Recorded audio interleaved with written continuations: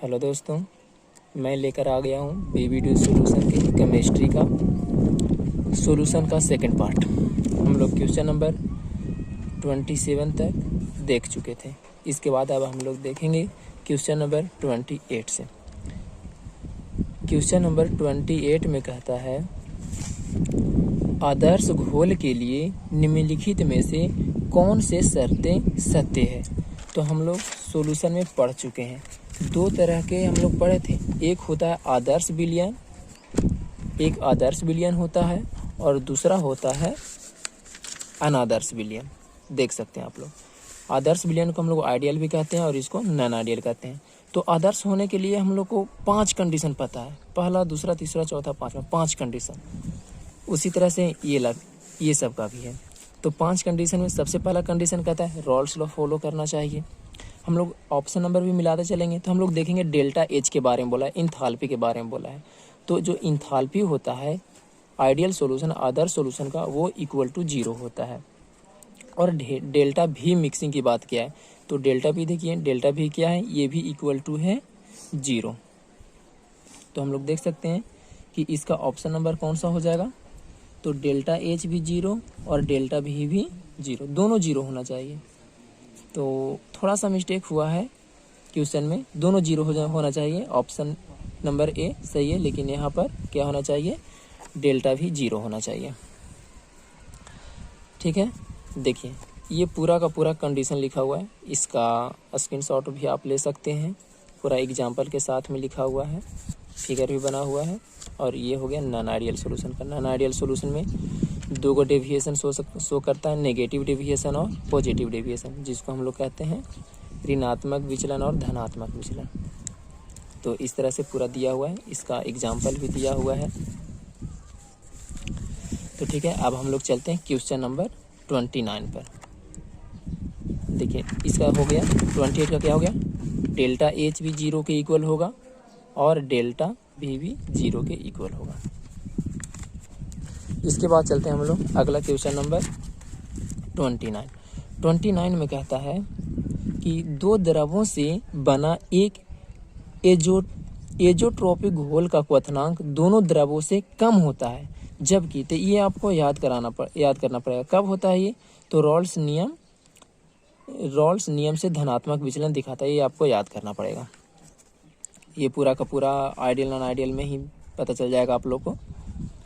इसके बाद है क्वेश्चन नंबर 30। क्वेश्चन नंबर 30 को आप ध्यान से देख रहे होंगे, तो इसमें वही पूछा है कि 0.1 मोलारिटी कैपिटल एम है तो मोलारिटी, स्मॉल एम है तो मोलारिटी। BaNO2 का होल 2 यही है। इसका पूछ रहा है, इसका दे दिया है वांट ऑफ गुणांक कितना है, तो वांट ऑफ गुणांक 2.74 दे दिया है। और यही क्वेश्चन सेम टू सेम हम पिछला वीडियो में बताए थे, क्वेश्चन नंबर 14, और उसमें हमारा आंसर आया था कितना, 87% आया था। जो कि उसमें क्वेश्चन में आंसर दे रहा था 100%, तो हम बोले थे कि देखिए ये गलत है, और बताया भी थे कि आगे यही क्वेश्चन आएगा। तो यही वो क्वेश्चन है, और इसमें ऑप्शन नंबर बी बिल्कुल सही है, 87% इसमें सही दिया है। ठीक है, तो जो भी क्वेश्चन का आंसर गलत रहेगा हम उसका सही आंसर बताएंगे, आप लोग को ध्यान देना है बस। तो अब आगे चलते हैं हम लोग क्वेश्चन नंबर 31 में। तो 31 में पूछ रहा है, मानव रक्त का pH मान होता है, तो ये भी आप लोग को याद करना पड़ेगा, कितना होता है, तो 7.4 होता है, क्षारीय होता है हमारा रक्त। इसमें से कौन से क्वेश्चन नंबर 32 में कहता है, इनमें से कौन से जलीय घोल का हिमांक बिंदु न्यूनतम है। न्यूनतम पूछ रहा है, ध्यान देना है, क्या, न्यूनतम। तो हम लोग बोले थे कि देखिए न्यूनतम किसका होगा, जो सबसे कम पार्ट में टूटेगा वो क्या होगा, न्यूनतम होगा। तो देखिए हम लोग सबसे पहले बात करते हैं ऑप्शन नंबर बी का, तो बी तो होगा नहीं, क्यों, क्योंकि इसमें C2H5OH क्या दे दिया है, एल्कोहल दे दिया है, और ये वोलाटाइल होता है। तो हम लोग तो नॉन वोलाटाइल को लेकर के चलेंगे, यानी कि हम लोग बात करेंगे NaCl का, कॉमा MgI2। ध्यान से देखिए MgI2, ये टूट जाएगा 2 गो में, एक Mg और ये 2 गो, यानी कि 3 गो में टूटेगा। ये कितना में टूटेगा, 2 गो में टूटेगा। और MgSO4 एगो ये और एगो ये, यानी कि ये भी 2 गो में टूटेगा। हम पिछले वीडियो में कैसे तोड़ा जाता है बताए थे, यानी कि इसके पार्टिकल की संख्या 2, इसमें पार्टिकल की संख्या 3 और इसमें पार्टिकल की संख्या 2। तो ये तो ज़्यादा होगा, लेकिन हमारा पूछ रहा है न्यूनतम पूछ रहा है, तो ध्यान देना है ये दोनों में से ही कोई होगा, या तो NaCl होगा या तो फिर MgSO4 होगा। तो हम लोग देख लेते हैं कि किसका कंसंट्रेशन ज़्यादा किसका कम है। तो हम लोग देखते हैं तो जो NaCl है इसका कंसेंट्रेशन ज़्यादा है, कितना है तो 0.01, देखिए 0.1 है, जबकि इसका कंसेंट्रेशन कितना है तो 0.005 है, तो इसका कंसेंट्रेशन कम है। तो कंसेंट्रेशन कम, तो इसका हिमांक बिंदु पे क्या होगा, न्यूनतम होगा। तो हमारा आंसर में क्या हो गया, MgSO4 हो गया। इसके बाद हम लोग चलते हैं अगला क्वेश्चन, क्वेश्चन नंबर 33 में कहता है 25 डिग्री सेंटीग्रेड पर किसमें 0.1 मोलारिटी विलयन का प्रसरण दाब उच्चतम होगा। अब की प्रसरण दाब क्या पूछ रहा है, उच्चतम पूछ रहा है, ध्यान देना है उच्चतम। तो पार्टिकल की संख्या जितना ज़्यादा हमारा प्रसरण दाब भी उतना ज़्यादा होगा। तो ऑप्शन नंबर सी और डी तो होगा नहीं, क्योंकि वो तो टूटेगा नहीं। तो CaCl2 को आप ध्यान से देखिए, ये टूट जाएगा दूगों में, कितना में तो Ca2 प्लस में और Cl माइनस में टूटेगा। जब बैलेंस करेंगे तो ये दूगो यानी कि टोटल क्या है, 3 को पार्टिकल में ये टूट जाएगा, 3 पार्टिकल में ये टूट जाएगा। और एक है KCl, तो ये कितने पार्टिकल में टूटेंगे तो K प्लस में टूटेगा और Cl माइनस में टूटेगा। तो क्या गो में टूटा, दूगो में टूटा। तो पार्टिकल की संख्या किस में ज़्यादा, CaCl2 में। तो हमारा उच्चतम किसका होगा, CaCl2 का होगा। ऑप्शन नंबर ए बिल्कुल करेक्ट है, इसका ऑप्शन नंबर ए हो गया सही। क्वेश्चन नंबर देखेंगे 34 में कहता है मोलारिटी दे दिया है। अब ध्यान से देखेंगे तो मोलारिटी दे दिया है, मोलारिटी कितना दे दिया है तो मोलारिटी दिया है 0.3 और बोला है कि फास्फोरस अम्ल की सामान्यता, फास्फोरस अम्ल H3PO3 इसका सामान्यता यानी कि नॉर्मलिटी पूछ रहा है। तो नॉर्मलिटी बराबर हम लोग जानते हैं फार्मूला होता है N फैक्टर गुने मोलारिटी, और इसको जब हम लोग तोड़ेंगे तो N फैक्टर कितना आएगा, यानी कि H प्लस आयन की बात करता है, जिसको हम लोग ACCT भी कहते हैं। तो ये H प्लस में टूटता है और किस में टूटता है तो HPO3 माइनस में टूटता है। ये कितने हाइड्रोजन आयन इसमें रहते हैं, 2 हाइड्रोजन आयन में टूटता है, यही ध्यान देना है। कितने हाइड्रोजन आयन में, 2 हाइड्रोजन आयन में। तो N फैक्टर की जगह पर हम लोग 2 पुट करेंगे और मोलारिटी हमारा दिया हुआ है 0.3, तो हो गया कितना 0.6, आंसर हो गया। ऑप्शन नंबर कौन सा मिला लेंगे, ऑप्शन नंबर बी 20 का सही है। इसके बाद हम लोग देखते हैं क्वेश्चन नंबर 35 में कहता है कौन गुण संख्या गुण धर्म नहीं है।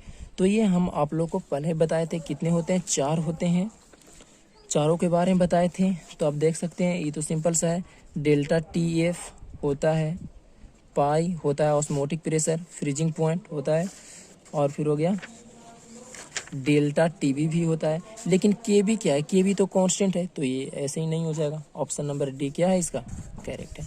इसके बाद हम लोग देखेंगे क्वेश्चन नंबर 36। क्वेश्चन नंबर 36 में कहता है कि निम्नलिखित के लिए किसका हिमांक का अवनमन अधिकतम होगा। हिमांक का अवनमन अधिकतर, फिर से वही क्वेश्चन घुमा फिरा करके, K2SO4 कितने पार्ट में टूटेगा तो ये टूट जाएगा 3 गो में, K प्लस में टूटेगा और SO4 2 माइनस में टूटेगा। जब बैलेंस करेंगे तो ये 2 के कितने 2 गो, तो टोटल कितने हो गए 3 पार्टिकल हो गए, टोटल 3 पार्टिकल। जबकि देख लीजिए NaCl के गो में टूटेगा 2 गो में, तो हमारा ऑप्शन नंबर ए ऐसे ही सही हो गया। अब तो ये समझ गए होंगे, जिसका भी 4 प्रॉपर्टी में से कोई भी प्रॉपर्टी वाला पूछे तो हम लोग देखेंगे कि पार्टिकल की संख्या किस में ज़्यादा है। जो ज़्यादा पार्ट में टूटेगा उसका ज़्यादा हो जाएगा, अधिकतम हो जाएगा, और जिसका जो कम पार्ट में टूटेगा उसका कम हो जाएगा। तो न्यूनतम और अधिकतम निकालना आप सीख गए होंगे।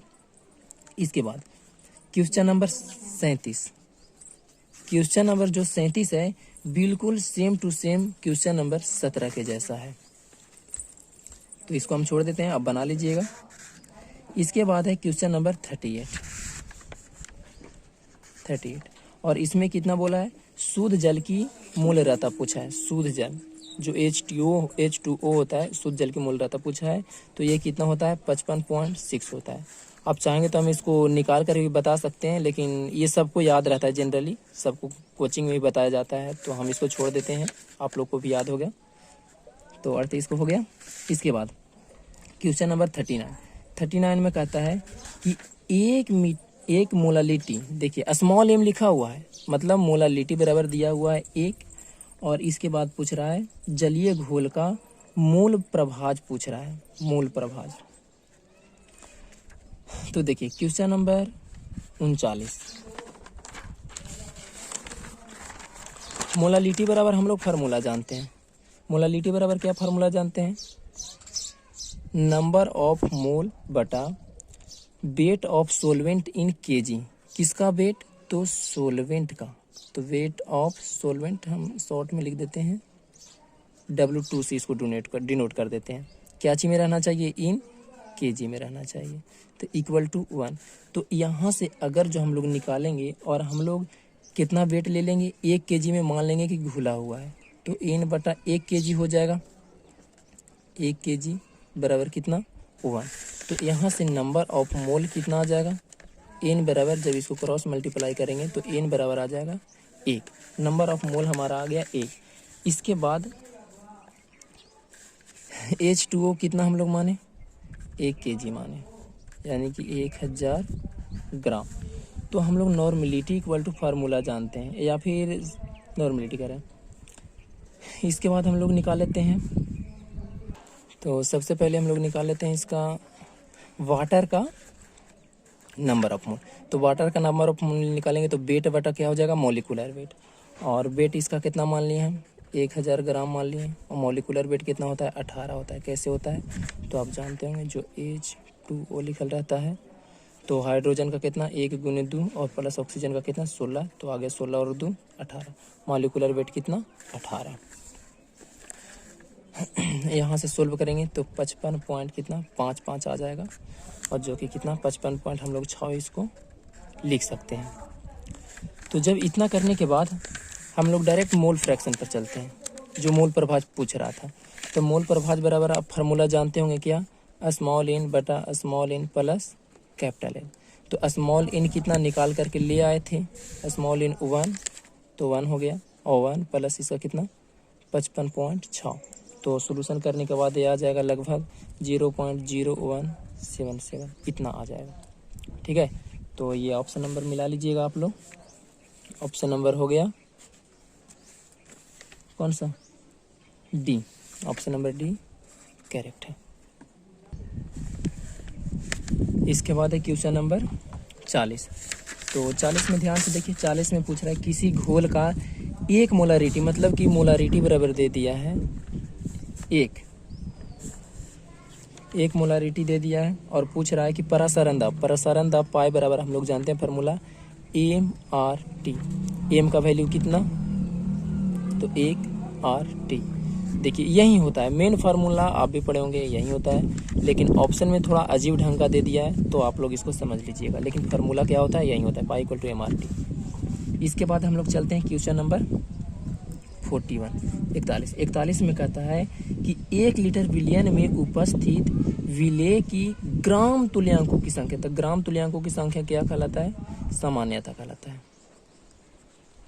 जानते होंगे आप लोग। ठीक है, तो इसके बाद हम लोग चलते हैं क्वेश्चन नंबर 42 में कहता है कि मोलारिटी दे दिया है, किसका मोलारिटी, सल्फ्यूरिक 3.60 मोलारिटी सल्फ्यूरिक अम्ल विलयन, जो कि मात्रा अनुसार कितना है 29% H2SO4 है, का घनत्व इतना में होगा।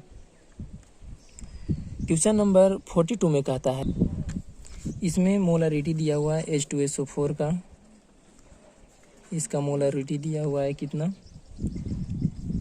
3.60, इतना मोलारिटी दिया हुआ है, और बता दिया है ये कितना परसेंट है, तो 29% है। 29% कहने का मतलब होता है कि 19 ग्राम घुला हुआ है, कितना में 100 ग्राम में घुला हुआ है।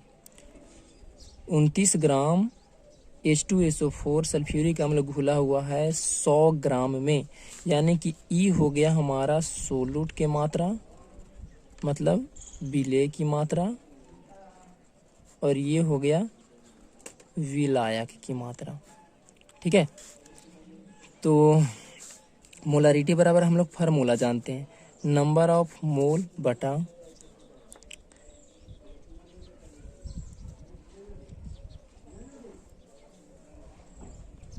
Volume of solvent in KG, solution in KG. तो देखिए हमारा कितना हो गया। इसके बाद देखते हैं हम लोग क्वेश्चन नंबर 42 में कहता है 3.60 मोलारिटी सल्फ्यूरिक अम्ल विलयन, जो कि मात्रा अनुसार 29% H2SO4 है, का घनत्व होगा। घनत्व पूछ रहा है, जबकि मोलारिटी दे दिया है। मोलारिटी कितना दे दिया है, तो 3.60 इतना मोलारिटी दे दिया है, और बोला है कि 29% घुला हुआ है। कहने का मतलब 29 ग्राम H2SO4 घुला है कितना में, तो 100 ग्राम में। ठीक है, तो जब हम लोग मोलारिटी का फार्मूला लिखेंगे तो फार्मूला होता है नंबर ऑफ मोल बटा volume of solution in KG. तो देखिए यहाँ पर तो हमारा दिया हुआ है 100 ग्राम, और वॉल्यूम कहता है, तो वॉल्यूम निकालने के लिए वॉल्यूम बराबर होता है आयतन बराबर होता है, अगर जो डेंसिटी से देखें तो डेंसिटी यानी कि घनत्व बराबर होता है, घनत्व बराबर द्रव्यमान बटा आयतन, ये होता है आयतन। तो यहाँ से आयतन निकालेंगे तो आयतन भी बराबर हो जाएगा द्रव्यमान बटा m बटा घनत्व डेंसिटी। ठीक है, तो यहाँ से हमारा 100 ग्राम क्या था, द्रव्यमान दिया हुआ था पूरा सॉल्यूशन का, तो हम लोग इसमें d से भागा देते हैं, तो क्या ये हमारा वॉल्यूम नहीं कहलाएगा। तो यहाँ पर इतना बटा d डायरेक्ट लिख देते हैं, ये क्या है, वॉल्यूम है, आयतन हमारा है। और ये अभी भी क्याची में है, तो ये ग्राम में है, तो इसको केजी में बदलने के लिए ऊपर में हम लोग 1000 से गुना कर देंगे। चलिए, इसके बाद मोलारिटी दिया हुआ है कितना, 3.60 इक्वल टू, हम लोग नंबर ऑफ मोल बराबर जानते हैं वेट बटा मॉलिक्यूलर वेट। वेट कितना, 29 ग्राम, और इसका मॉलिक्यूलर वेट क्वेश्चन में ही दे दिया है 98 ग्राम पर मोल है, यानी कि 98 गुनी 1000 और बटा कितना, तो 100 और बटा डी। ठीक है, अब चलिए हम लोग इसको अच्छे से सॉल्यूशन कर लेते हैं।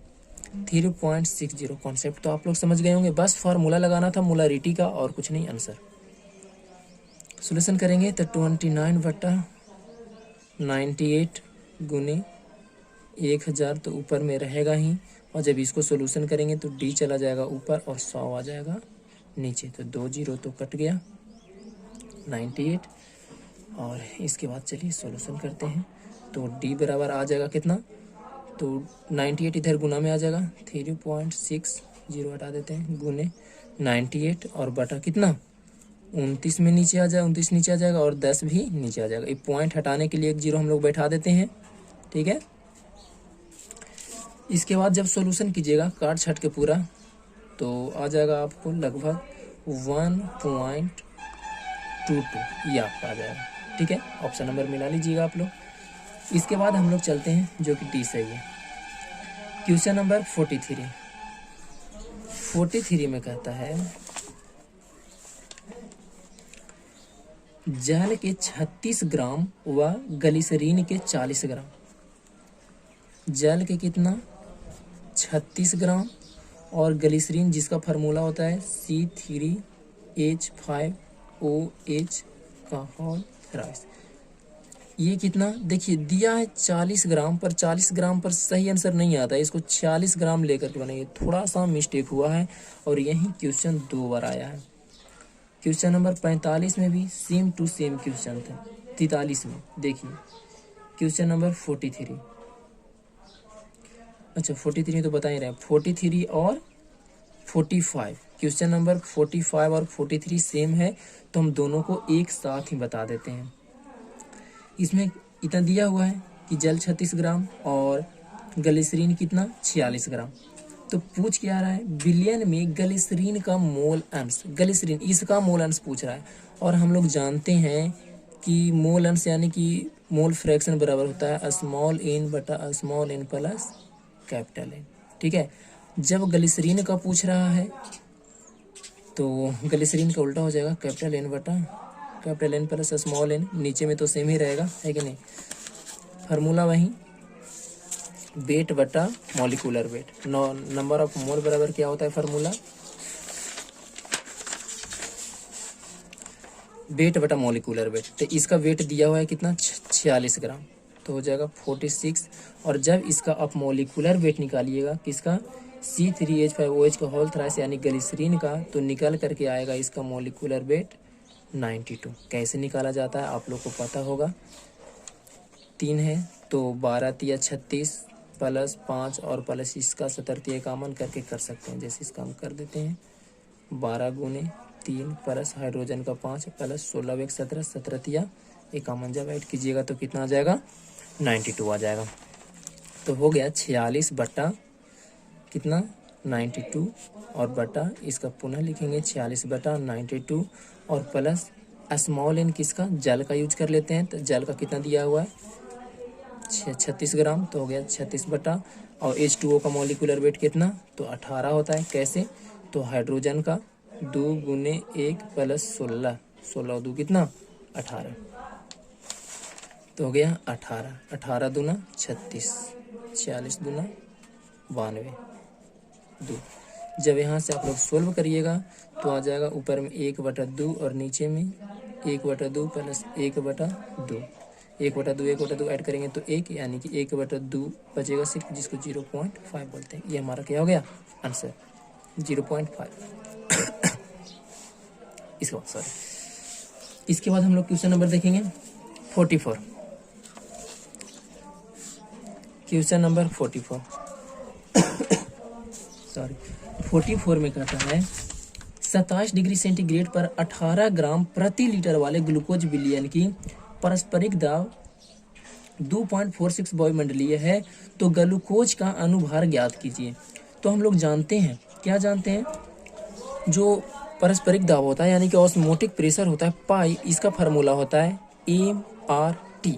ठीक है, पाई का वैल्यू हमारा दिया हुआ है कितना 2.46 वायुमंडल 2.46। इसके बाद एम का मान कितना, तो वही नंबर ऑफ मोल बटा volume of solution in litre, अगर जो मिलीलीटर में, और आर का वैल्यू कितना होता है तो 0.0821 और गुने टेम्परेचर कितना दिया हुआ है तो 27 डिग्री सेंटीग्रेड। देखिए टी बराबर दिया है 27 डिग्री सेंटीग्रेड, और हम लोग कभी भी सेल्सियस में नहीं पुट करते हैं, किस में पुट करते हैं तो पुट करते हैं इसको केल्विन में। तो हो गया 27 प्लस कितना 273, तो आ जाएगा 300 केल्विन। ठीक है, तो टेम्परेचर की जगह पर कितना से गुना कर देंगे 300 से गुना कर देंगे। अच्छा, और पूछ क्या रहा था अनुभार, तो यहाँ से हम लोग थोड़ा सा और सोल्व करेंगे। 2.46 नंबर ऑफ मोल को वेट बटा मॉलिक्यूलर वेट, तो ये वेट इसका दे दिया है कितना ग्राम तो 18 ग्राम, 18 बटा मॉलिक्यूलर वेट को x मान लेते हैं, और वॉल्यूम दे दिया है कितना दे दिया है 18 ग्राम प्रति लीटर। देखिए 1 लीटर वो बोल दिया है, तो लीटर में डायरेक्ट हम लोग 1 पुट कर देते हैं। जब इसको गुना करेंगे तो 2 0 और इसका 2 0 पॉइंट यहाँ आ जाएगा, 3 से गुना कर देंगे तो 3 3 दूना के 6 3 8 24, 24.63 यहाँ पर इतना आ जाएगा। इसके बाद 2.46 इक्वल टू 18 बटा x गुने 24.63, यहाँ से x बराबर आ जाएगा x इधर और ऊपर में 18 गुने 24.63 बटा 2.46। देखिए ई 3 को लगभग एलिमिनेट करके चलिए, पॉइंट के बाद एक यहाँ की लिखिए, तो देखिए दोनों सेम है। कै बार में कट जाएगा 10 बार में ये कट जाएगा। तो इसके बाद कितना आ गया लगभग 180।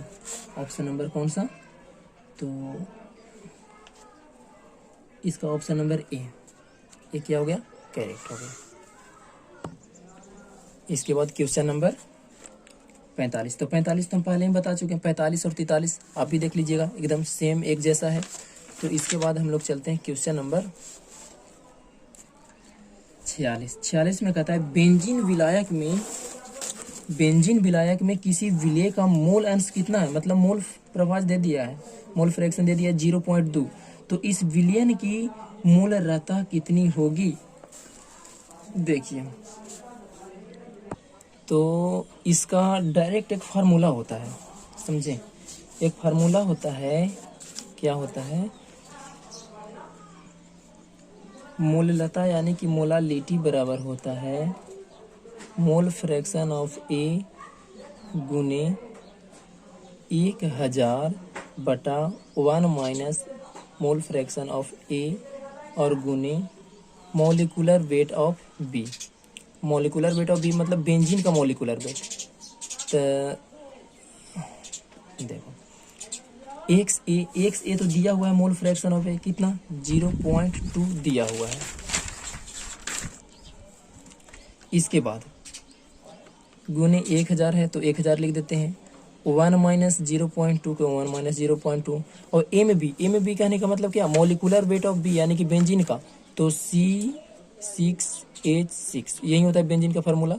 तो 12 छक 72 और प्लस 6 यानी कि कितना हो गया 78 78 आ गया।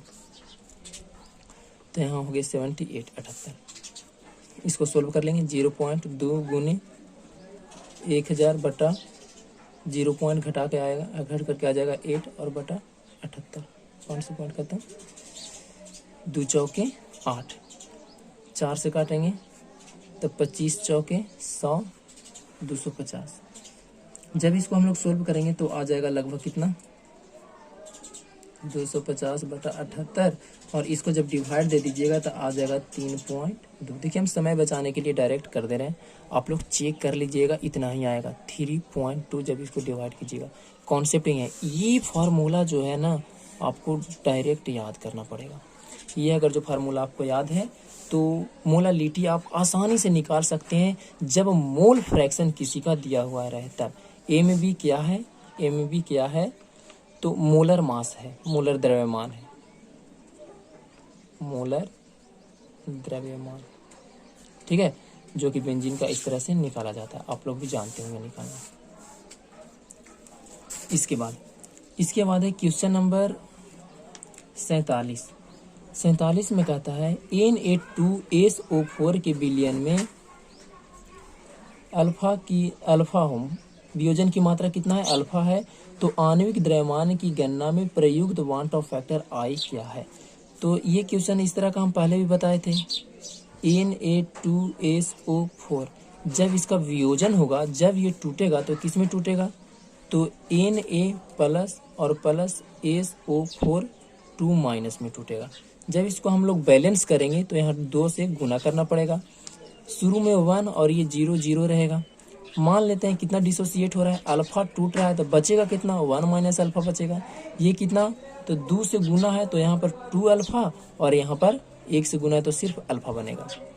तो आई बराबर बोले थे कि ये बाद वाला फाइनल है और ये क्या है इनिशियल, तो फाइनल बटा इनिशियल, तो 1 माइनस अल्फा प्लस 2 अल्फा और प्लस अल्फा और बटा कितना पहले वाला 1 प्लस 0 प्लस 0, तो एक अल्फा तो कट गया, यानी कि बच गया 1 प्लस 2 अल्फा, ये बचा।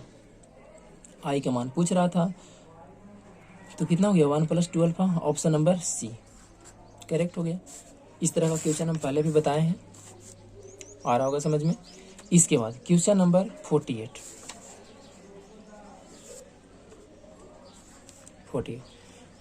में कहता है कि यदि 5.8 ग्राम NaCl को 90 ग्राम जल में घोला गया तो NaCl का मोल प्रभाज, फिर से NaCl का मोल प्रभाज पूछ रहा है, तो मोल प्रभाज में स्मॉल n x बराबर स्मॉल n बटा small n plus capital N। NaCl का, तो NaCl का हम लोग जानते हैं सोडियम का कितना होता है 23 होता है, और प्लस क्लोरीन का होता है 35.5 होता है, तो हम लोग 35 से लेकर के चलेंगे तो आ जाएगा 5 3 8 3 2 5, यानी कि 58 आ गया। ठीक है, 58 ग्राम। तो फार्मूला हो गया वही एन का, वेट बटा एन बराबर होता है वेट बटा मॉलिक्यूलर वेट। जानते होंगे नंबर ऑफ मोल बराबर वेट बटा मॉलिक्यूलर वेट। NaCl का द्रव्यमान दिया हुआ है कितना, 5.8 ग्राम, तो 5.8 बटा 58 जो मॉलिक्यूलर वेट निकाल करके लाए। ठीक है, और बटा यहाँ पर तो यही हो जाएगा 5.8 बटा 58 प्लस कैपिटल एन किस में मिलाया जा रहा है, तो जल में। कितना ग्राम जल में, तो 90 ग्राम, तो 90 बटा, और H2O का मॉलिक्यूलर वेट जानते हैं कितना होता है, 18 होता है, तो 18 पचे 90। इसको काटेंगे तो ये 10 बार में कट जाएगा, इसको काटेंगे तो ये 10 बार में कट जाएगा। तो हो गया 1/10 और नीचे में 1/10। देखिए काटने में दिक्कत है तो बोलिए, ये हो गया 5.8 है ना, और बटा 58। ये पॉइंट को हटाने के लिए 0.1010 और 58 दही कितना 10, इस तरह से काटा जाता है। तो हम डायरेक्ट थोड़ा कर दिए, और प्लस 5, इसको सोल्यूशन कर लेना है। 1/10 और गुने, जब इसका लघुत्तम लेंगे तो 10 ऊपर में चला जाएगा, और 1 + 10 बचे 50, यानी कि आ जाएगा, ये 10 से 10 कट गया, 1 बटा आ गया 51, जो कि आपको सोल्व करने के बाद आ जाएगा कितना, 0.02 लगभग आ जाएगा।